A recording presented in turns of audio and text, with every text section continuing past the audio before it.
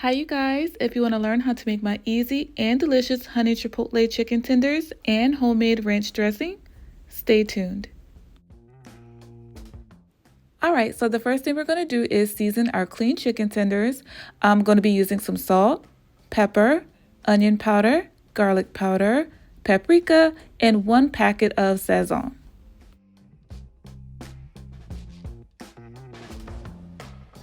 Once you've seasoned your chicken tenders really well, of course you want to rub that seasoning all over so they look just like this. Next, I'm going to pour in some buttermilk and I'm going to let this marinate in the refrigerator for a couple of hours. If you don't have a couple of hours to spare, 30 minutes will do.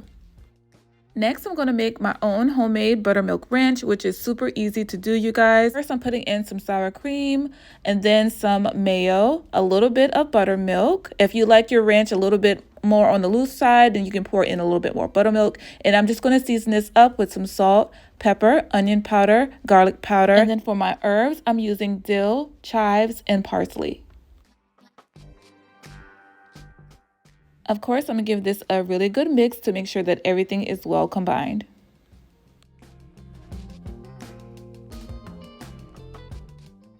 For a little pop of acidity, I'm adding in a little bit of lemon juice, not much, about a teaspoon or so. I'm going to give it another good mix, making sure that everything is well combined. And of course, I'm going to taste it. I love to taste my food as I go, making sure that everything is yummy along the way. And it was delicious, you guys. It didn't need anything additional. Again, if you like a thinner ranch, a more pourable ranch, then you can add a little bit more buttermilk. Now we're going to place that in the refrigerator until we are ready to use it. I'm working on my flour, just some plain all-purpose flour. I'm going to season this up simply with some salt, pepper, onion powder, garlic powder, and paprika. All right, our flour is ready. Our chicken tenders are nice and marinated. Now we're going to simply coat these chicken tenders with our seasoned flour, and then we're going to move over to the stove where my cast iron is already nice and heated with some oil. And then we're going to fry these chicken tenders on each side for a few minutes. If you guys haven't seen my fried chicken video, I will link that in the description below. But if you guys saw that, you know that I like to turn my chicken ever so often, not just one flip and that's it. I like to turn it a couple times while it's frying so that it fries evenly on the outside as well on the inside. All right, so this is how our chicken is looking once it is done. I'm placing my chicken on a plate lined with paper towels, but if you have a cooling rack with a cookie sheet under it, you can use that as well. So now we're going to move over to making our honey chipotle sauce, and I'm starting off with 1 7-ounce can of chipotle peppers and adobo, and I just filled that same can up with water and pour that in the blender. We're going to blend this up until we get it as smooth as we possibly can get it. Moving back over to the stove, I have about 3 tablespoons of butter here that I am melting. And now I'm going to go ahead and strain my chipotle sauce. If you don't do this, you're going to have a lot of seeds and bits of the pepper that didn't get blended up.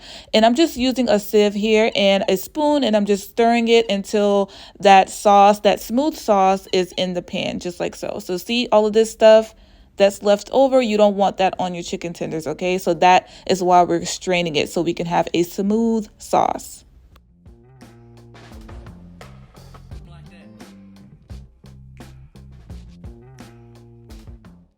All right, so boom, it looks good already. We're going to give this a good stir, and it won't be a honey chipotle sauce without the honey. So we're going to add in a little bit of honey, or a lot of bit of honey. This chipotle is spicy. It's really spicy, and the honey, it mellows it out. So we need a good bit of honey for this recipe, you guys. I probably used about 3/4 of a cup of honey, but if you can take the spice, you don't have to add as much honey as I added, but it's really spicy, okay? So I'm just giving you a fair warning. So to that, we're going to add a little bit of seasoning, some salt. We don't need to add no pepper.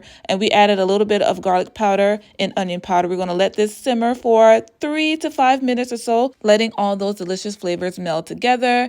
And then I'm going to go ahead and quickly dip my chicken tenders in this sauce real quick. Dip it in, flip it over, and take it out. If you leave the chicken in the sauce for too long, then your chicken, of course, won't be as crispy as you want it to be, okay? So this is like really, really quick. Dip it in, flip it, and then take it right back out, okay?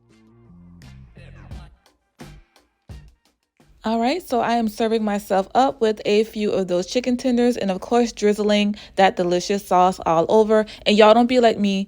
Go ahead and add a green to your plate, okay? Some broccoli, some green beans, a salad. add some greens, okay? And of course, we can't forget about the buttermilk ranch that we made earlier. And that is it, you guys. My easy and delicious honey chipotle chicken tenders with homemade buttermilk ranch. You guys, I cannot rave enough about how delicious these chicken tenders were.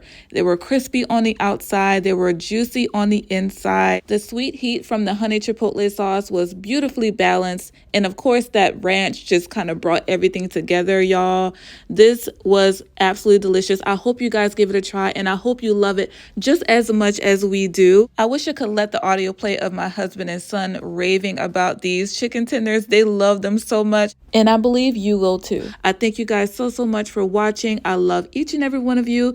If you did enjoy this video, make sure you give it a thumbs up and even share it with a friend. Please check out my food playlist for other easy and delicious recipes. And I will see y'all in the next one. Until then, bye.